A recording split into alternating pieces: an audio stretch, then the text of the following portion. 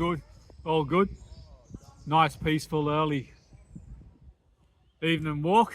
Nice and fresh. Going for a nice long walk around and doing a bit of reflecting and thinking. And I was thinking how in the run in towards the end of the season, the last few games, so to speak, there's the old sort of idea that you're playing against teams that got so-called nothing to play for type thing. If they're not sort of battling relegation or pushing for playoffs or pushing to win the league, the old analogy of sort of they're on the beach already type thing. But I think in my experience, that's nothing further than the truth really, because I think for me, in my experience, a team that is kind of hovering in the sort of middle of the table, they can't get relegated, they can't make the playoffs or win the league, sometimes present its own challenge, particularly if you're in a relegation battle or you're sort of pushing to win the league or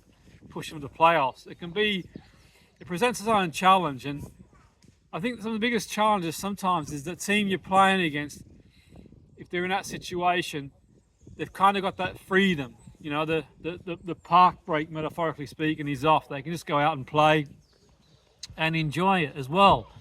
And there's also that professional pride. You've got players will play for their own pride. They'll play for places. They'll play for the shop window as well. And I think it's also important not to forget that sometimes if it's a rival team, they'll probably love nothing more than sort of get one on you. Or if it's a team that the underdog, they might think, you know what, let's see if we can, beat this team and put a marker down. So I think for me, sometimes that teams in that situation, you still got to prepare meticulously. And that's not to say that, that managers and coaches don't for the most part, but I think that the analogy that certain teams, when you look at the run-in and you compare your run-in compared to other teams' run-ins, you kind of think, well, if you look at their run-in, it looks a bit easier or harder. I don't sort of see it that way. Even if sort of one team's got a run-in against teams that are battling relegation, challenge for playoffs or the league type thing, another team might have a cluster of teams in the middle of the table, or even play against a team that's already relegated and gone type thing. You think, okay, with all that in mind, it's important to remember sometimes teams will give younger players a chance. They'll freshen things up. They'll go out there, change the tactics. They'll have a go. So I think with that in mind, for me, I think there's a psychology of playing against teams, particularly at this stage of the season. If you've got a lot to play for, a lot at stake, for example, if you're sort of battling relegation, if you're trying to get into the playoffs to win the league, really important to stay switched on, irrespective of whether you're playing another team that's battling relegation or challenging for the league type thing.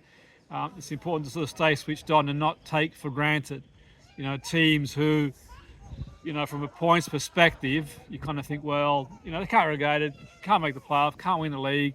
They might sort of ease up, but sometimes if that kind of relaxation, they go out there and play. So, and that presents its own challenge, because if you're kind of tense and you're tense going into the game type thing, you're playing a team that's completely relaxed and they can just go out there and play, and it's really important to remember that, that players will play for contracts or, shop window, they'll play for professional pride for a variety of reasons. And at least in my experience, I don't think there's any easy games as such, but it'd be great to hear your take on it.